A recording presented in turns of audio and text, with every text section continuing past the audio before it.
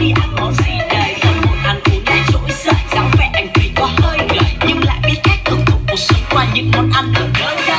Sau phố phường, những quán bên ven đường, cái chất tinh dần đến lạ thường. Nhưng khi đi xa chẳng thể nào quên được. Muốn quên quần ba bốn ghế nhựa bên cạnh một ly trà đá. Thêm tí ớt tí chanh buổi chiều hôm nay thấy sao được đã. Lang thang văn hóa ẩm thực con người Tràng An, ăn ngon không thiếu, tiền ít hay nhiều, vỉa hè hay cửa hiệu từ xưa đến nay cũng quan trọng hóa mà không cần nghĩ miêu. Hạnh phúc cho em cũng chỉ đơn giản một điều là tình yêu.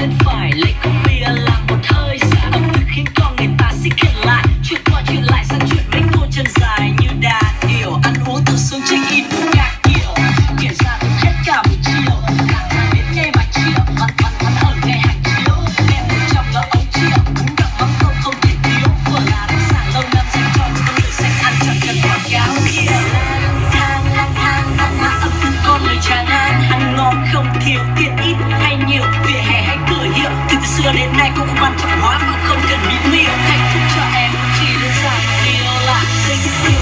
Anh ơi anh muốn gì, ăn gì đây? Ăn chả hay là bánh giò? Hôm nay em muốn đi ăn thật ngon cho nên anh đừng kiếm tiền.